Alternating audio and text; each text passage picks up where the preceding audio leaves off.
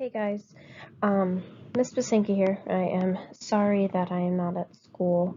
Um, we had some drama with dropping Coco the foster off, and she went missing. So I am currently searching for her around Chicago area.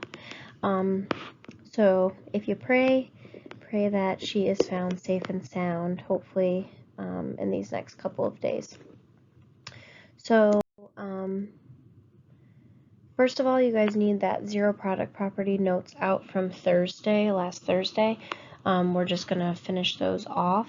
I did tell you to have those last few finished. So, because these ones were not set equal to 0, we need to set them equal to 0 first. So for the first one, we have to add 40 to both sides, and then you need to factor with Xbox or guess and check, preferably guess and check, but Xbox is fine too. And then you need to set both of them equal to 0. So you'd set this one equal to 0 and this one equal to 0. So your first answer is C equals 4, and then you also have C equals 5. Again, you put that in braces for your answer. Don't just leave it like this. You would get most credit, but this is what you need to put as your actual answer. You should not use this because that is a point, not two different points. Number 8, if I add 3x squared and subtract 2, I get 9x squared plus x minus 10. And then I need to factor that by guess and check, and I get 9x plus 10 and x minus 1. And then you need to set both of those equal to 0. So 9x plus 10 equals 0. That gives me negative 10 over 9.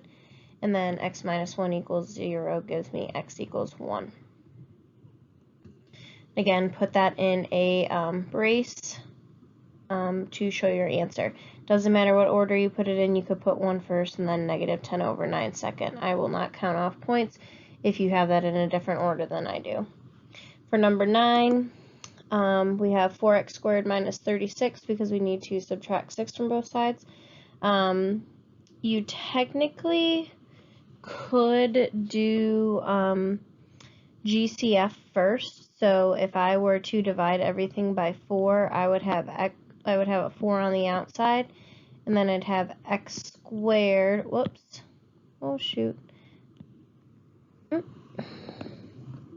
x squared minus 9 equals 0. So, we're not going to set 4 equal to 0. We're just going to kind of divide both sides by 4. And then we'd have x squared minus 9 equals 0. And then you can do difference of squares, x minus 3, x plus 3, and set each of those equal to 0 as well. So either way, you're still getting the same answer, but you definitely should always try guessing or GCF first so that you have less work to do. So your answers there are positive 3 and negative 3. And again, you can do plus or minus 3 like that, or you could do negative 3, positive 3 like that. Okay, again, here's your summary of steps for zero product property. Set the equation equal to 0, then you need a factor, and then you need to set each factor equal to 0 and solve both of those equations. You have to know how to factor in order to do this. So if you're struggling with that, go on to Khan Academy and do some extra work on there. Graphically, our solutions or our zeros, what you guys just solved for, is where the graph crosses the x-axis. So for this one, we have x equals 0 and we have x equals 4. That is where it crosses the x-axis. This one, we would have x equals negative 3 and x equals 5. This one, we would have negative 1 and positive 2. This you should have grabbed at the start of class, and you should have worked on it. So you guys probably have done this before, and it might be a little bit of a review. but we just wanted to go over it because we are getting into quadratic formula today. So, number 1 and number 2 were already solved for you on the paper. So for number 3, we could split 605 up into, we want to think about perfect squares. Okay, and you want to think about the biggest perfect squares you can do. So the biggest one that I could use for 605 would be 121. And to get to 605, I'd have 121 times 5. The square root of 121 is 11, and then you cannot take the square root of 5, so your final answer is 11 root 5. For 72, I think the biggest mistake that I see being made is that you guys break it into 9 and 8 because that's the first thing that comes to your mind. You can take the square root of 9, which is 3, and then you leave it as the square root of 8. 8 can be broken down into 4 times 2, and 4 is a perfect square. So the easiest way to do it would be to think, 72, okay, no, it can be divided by 9. Can it be divided by anything bigger than that, which is 36? If you take the square root of 36, you get 6, and you have 2 left over. So you guys should have practiced these ones. Check your work with mine. Number 5 should be 3 root 7. Number 6 should be 7 root 6. Number 7 should be 8 root 6. And number 8 should be 12. That is a perfect square. You don't have to break it down. When I'm doing this, I usually do it like 9 times 7 like this. And then I'd circle the 9, meaning I could take the square root of that, and then, the 3 comes out. You can do it that way, or you can do it like this way where you break it up into your 2 separate pieces. Going on to the back, so when we have negative radicals, you need to basically factor or split it up into a negative and then the perfect squares. So number 1 and number 2 were already solved for you.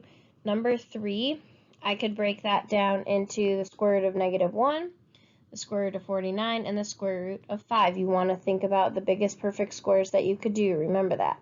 So the square root of -1 is always an I, and that's why we break it down into -1 and then the other factors. So, and then the square root of 49 is 7. So we have 7i square root of 5. Again, that I means imaginary numbers because you cannot take the square root of a negative. When we look at it graphically, this is the parabolas that do not touch the x-axis. Sorry about that. For number 4, we would break that down into -1 and then 64 and 6. We can take the square root of -1, which is that I, and then the square root of 64 is 8. And the 6 you can't factor, or you cannot simplify any further. The U-tries, if you didn't try it already, go ahead and pause the video and then work through it. But we have 10i, we have 2i root 6, we have 5i root 7, and then we have 6i root 7. So go ahead and put that to the side. You should have already gotten the note page, and we are doing quadratic formula today. So last class, this is our standard form of a quadratic. Last class we did zero product property, where we factored it and then set each factor equal to 0.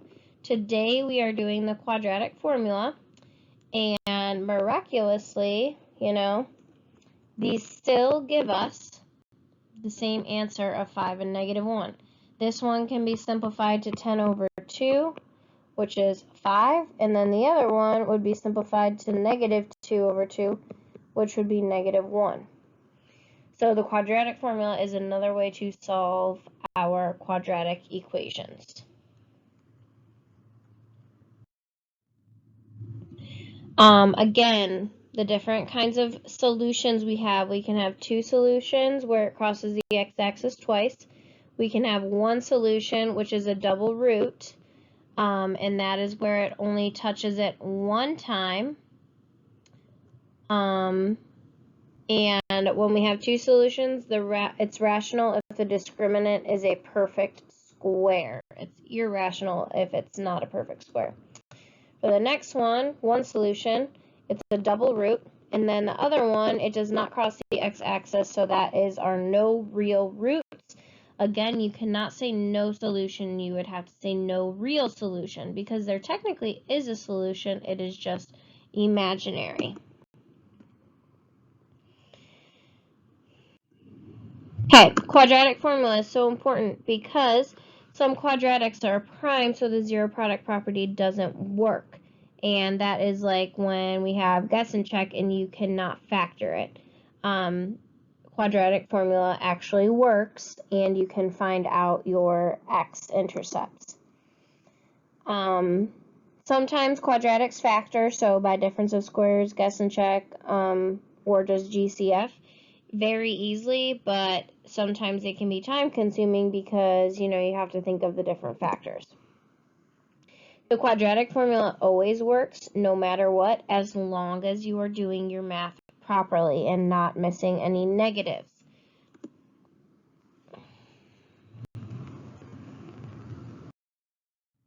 So, here's our quadratic formula. It's negative b, x equals negative b plus or minus square root b squared minus 4ac all over 2a. So when I was in school, they sing it to a tune of Row Your Boat. So it's like x equals negative b plus or minus square root b squared minus 4ac all over 2a. But you do not need to memorize this.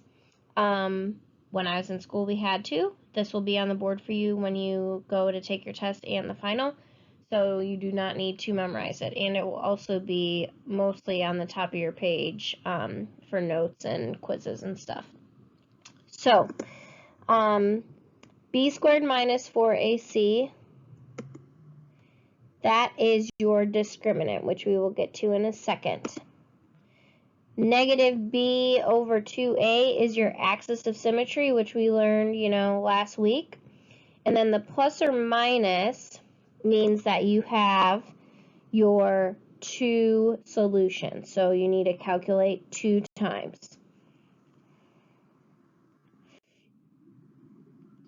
The discriminant, which is b squared minus 4ac, if that discriminant is negative, that means you have 2 imaginary solutions. If that discriminant is 0, so meaning you just have your axis of symmetry there, it is 1 real solution, which means a double root. And then if your discriminant is positive, it means we have 2 real solutions. And it crosses the x-axis 2 times. Okay, so we are going to find the discriminant here. So, what I suggest to you is that you write out what your A, your B, and your C is before you do anything. So my A is 2, my B is 1, and my C is negative 6. Just like we did with zero product property, sometimes you're going to have to solve these to get 0 on one side. You always have to have 0 on one side before you do any of this. So I have 2 for A, 1 for B, negative 6 for C. So I'm just going to plug that in. B squared, so 1 squared, minus 4 times A times C. So I have 1 minus 8 minus 6. And because, let's see, 1 minus 8 is negative 7 minus 6 is negative 13. Because I have a negative discriminant, that means I have 2 imaginary, why is this not working? Imaginary solutions. The discriminant has nothing to do with the answer at all. It just tells you how many solutions you have. For this one, A is 4, B is 6, C is negative 1. So I'm going to plug that in. B squared, so 6 squared minus 4 times A, which is 4, times C, which is negative 1. So I have 36. Negative 4 times 4 is negative 16, and negative 16 and negative 1, that would give me a positive 52. And because it's positive, that means I have two real solutions.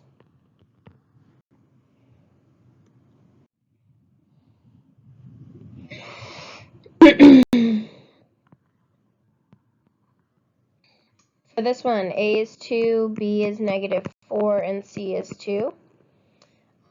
So again, we're going to do b squared. So -4 squared minus 4 times a times c. -4 squared is 16, positive 16. And then -4 times 2 is -8, and -8 times 2 is -16. So 16 minus 16 is 0, which means we have one real solution, which is a double root. Then for number 5, a is 5, b is 6, c is 8. So again, plug that in. B squared, so 6 squared minus 4 times a times c. 6 squared is 36. 36. 4 times 5 is 20. 20 times 8 is 160. And that would be a negative. Let's see. 36 minus 30 minus 160 would be negative 130. So negative 124. Which means there are two imaginary solutions.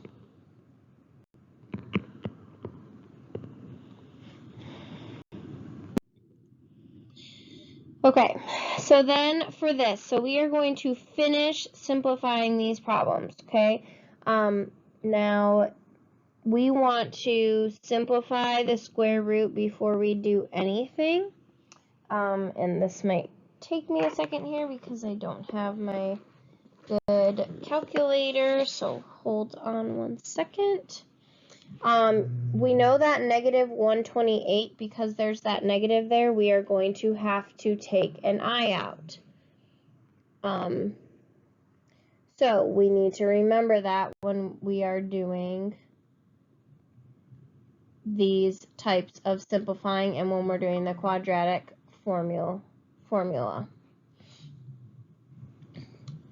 So, let me get my calculator here. Okay, 128. I'm going to try and divide it by, okay, so if I divide it by, let's say, maybe 64. Okay, so x equals -6 plus or minus. I can break this down into a -1 times 64 times 2 over 4. So, doing the -1, that means I have -6 plus or minus. The I would come out, and the square root of 64 is 8. So I'd have plus or minus 8i square root of 2 over 4. Now you need to break this down into two pieces, especially if you can simplify. Now, I can't really simplify because I have the I there, but I could divide every, each one of these pieces by 2. So my final answer would be x equals -3 plus or minus 4i square root of 2 over 2. And I would accept that as a answer. You can also put it in braces if you want, and just, put your braces around it like that. That's fine by me.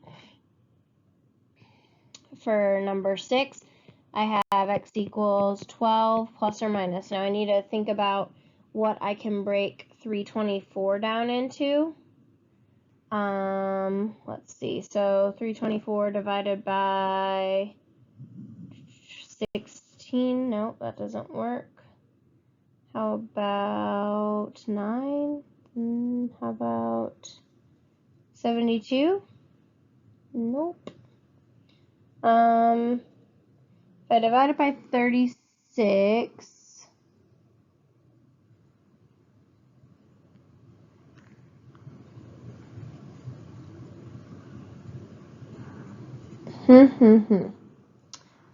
well, maybe if I just take the square root of 324 is 324 perfect square? Yes, it is.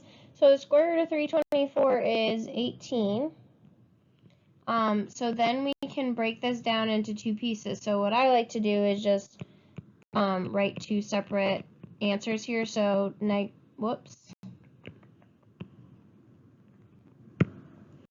Okay, so I have 12 plus 18 over 6, and then I have x equals 12 minus 18 over 6. 12 plus 18, that would be 20. 30 divided by 6, which is 5. And then 12 minus 18 is negative 6, and negative 6 divided by 6 is negative 1. So then we have negative 1 and positive 5 as our answer. Okay, then for number 7, so the square root of 128 on that last one, and sometimes if you just plug it into your calculator, it will simplify it for you, but I know that 128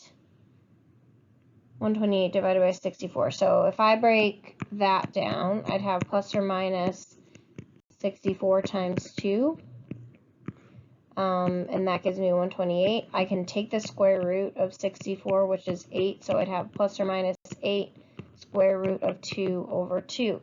Now when you go to simplify this, you can't divide the square root of 2 by 2, so I just have plus or minus 4 root 2. You could leave it like this if you want, or you could put it in the braces and do it that way.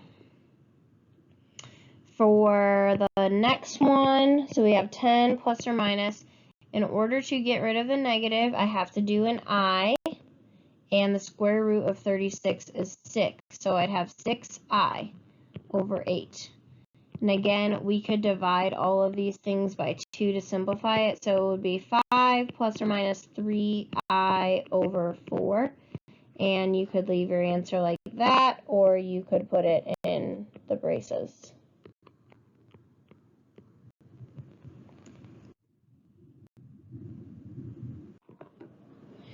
Okay, now to put it all together. So we want to write down our A, which is 8, our B is negative 11, and our C is positive 7. Again, we need to make sure that we have 0 on one side and everything on the other so that we can use the quadratic formula. So we are going to plug it in.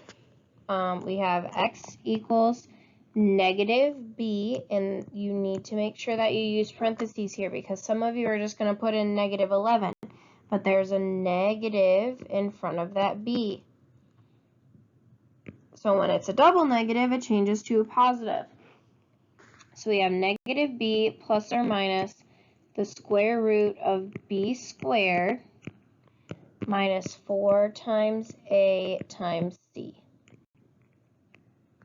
Okay, so all over 2a, and a is 8. Whoops. Okay, so I just simplify it as I go along. Negative 1 times negative 11 would be a positive 11, and we'd have plus or minus the square root. Negative 11 squared is 121, and then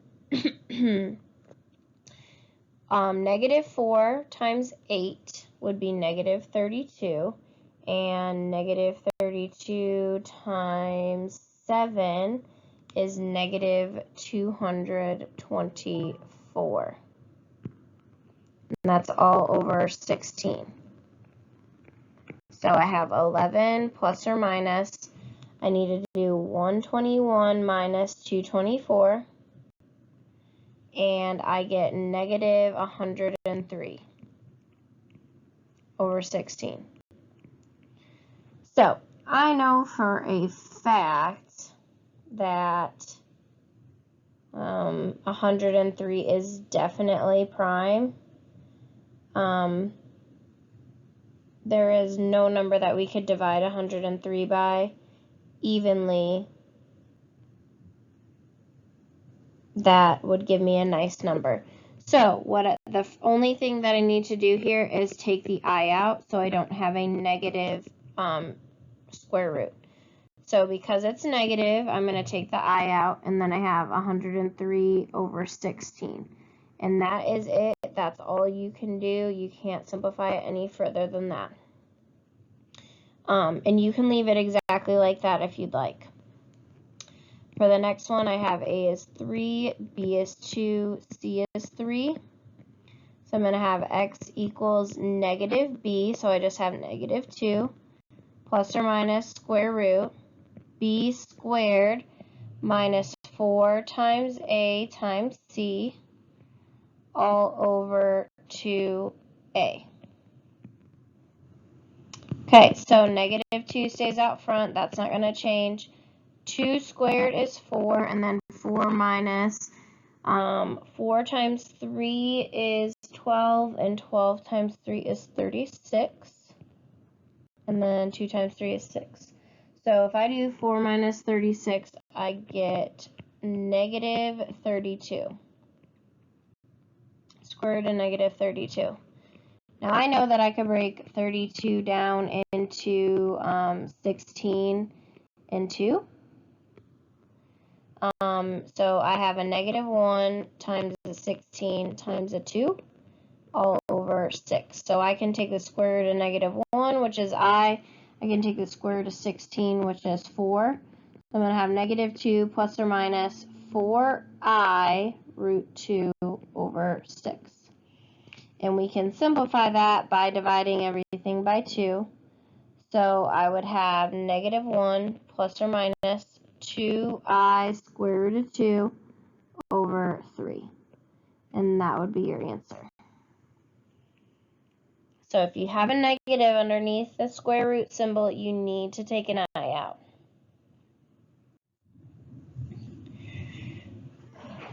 Okay, again, write your A, which is 1, your B, which is 4, your and there we go. So I need to make sure that I have everything to one side. So I need to add 7 on both sides here. So I have v squared plus 4v minus, that would be, let's see, plus 3, but 96 equals 0. Okay, so A is 1, B is 4, C is negative 96. So I'm going to use the quadratic formula. X equals negative b plus or minus square root 4 squared b squared minus 4 times a times c all over 2a. 2 times 1. Okay, so I bring down my negative 4 plus or minus square root. 4 squared is 16. Negative 4 times 1 times negative 96 is 384. And it's a positive 384 over 2. So if I do 384 plus 16, I get 400. So I have negative 4 plus or minus the square root of 400 over 2. And the square root of 400 is 20. So I have negative 4 plus or minus 20 over 2. Now that can be broken down into negative 4 plus 20 over 2 and negative 4 minus 20 over 2. Negative 4 plus 20 is 16, and 16 over 2 is 8. And then negative 4 minus 20 is negative 24 over 2, which would be negative 12. So sometimes it works out nice, and we have positive 8 and negative 12 as our answer for number 3. For number 4, we have A is 1, B is negative 10, C is 41. We had 0 on one side, so we don't need to try and solve it to get everything to one side because it's already done for us. So x equals negative b. Again, there's a double negative here, so make sure you put in parentheses. Plus or minus square root. So b squared negative 10 squared minus 4 times a times c all over 2a, 2 times 1. So we have a negative and a negative, which is a positive 10, plus or minus. Negative 10 squared is 100. Let's see, 4 times 41, negative 4 times 41 is negative 164. And that is over 2. Now, when I do 100 minus 164, I get negative 64 over 2. And because it's negative, I need to take the I out. And the square root of 64 is 8. So I would have 10 plus or minus 8i over 2. Now I can reduce this and get a simpler number here. So 10 divided by 2 is 5. 8 divided by 2 is 4. And that would be our answer. 5 plus 4i.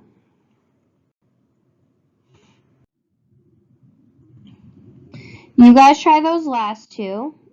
Please pause the video and try to do these independently without help. This is all about practice, and it takes a lot of practice to be able to get these correct. So again, first write out your A, your B, and your C. A is 2, B is 10, C is 4. And plug them into your equation. So when you do this, it should look like this as your first step. You would combine like terms and simplify as you can. So you have negative 10 plus or minus the square root of 100 minus 32 over 4.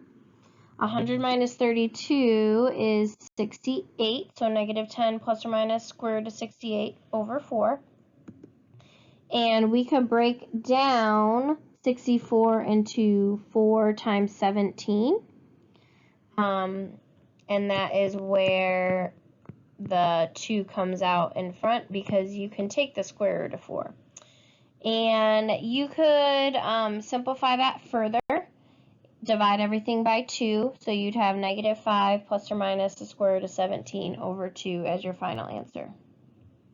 Or you could write it like this. Preferably, I like it like this because it's easier, but whatever you want to do.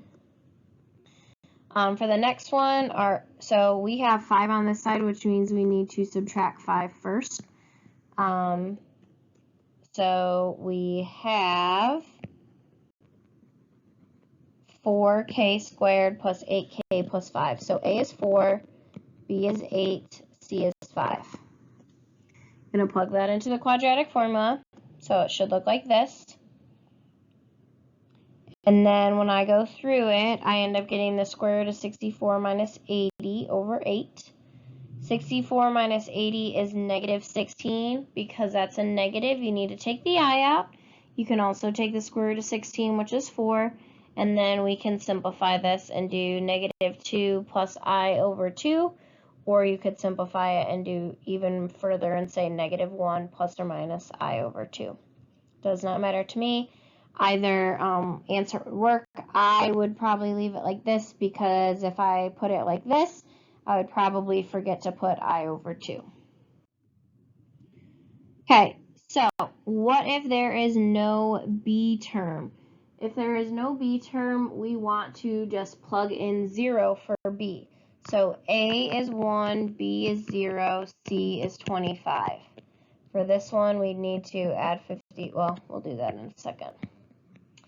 So I would have x equals negative b, which is 0, plus or minus square root b squared minus 4 times a times c all over 2a. So the 0 would basically cancel out there, and you'd have plus or minus.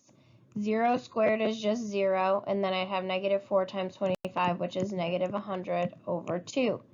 Negative 100, you can take the square root of 100 and negative 1, so we'd have plus or minus 10i over 2, and then I need to reduce that, so I would have plus or minus 5i. For the next one, you need to first get 0 on one side, so add 54 to both sides. So we'd have 3x squared plus 54 equals 0. Now, right now, we have A is 3, B is 0, C is 54.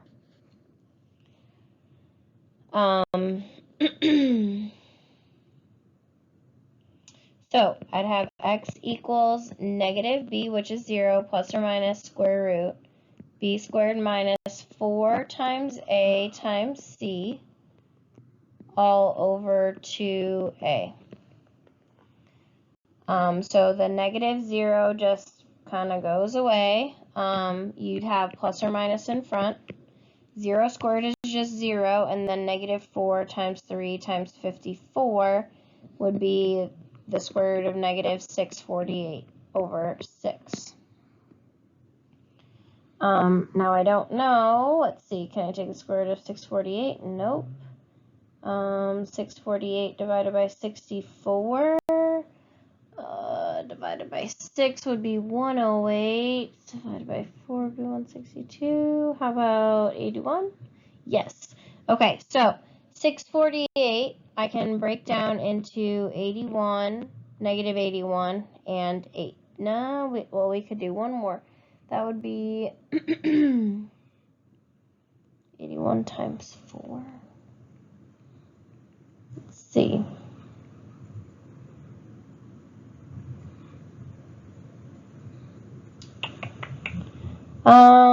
Let's see. 81 times 4 would be 324. Hmm.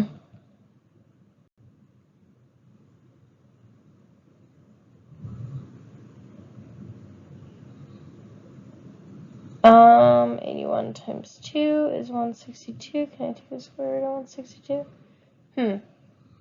Okay, well, if I do 648 and I divide it by 81, oh my gosh, what would be the next one of those?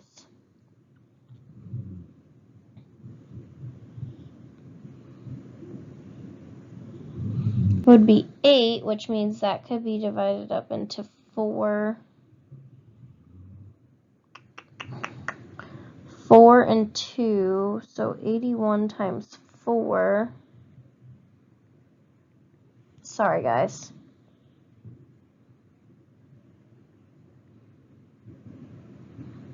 Okay, so instead of that, 81 times 4 is 324. So we'd have negative 324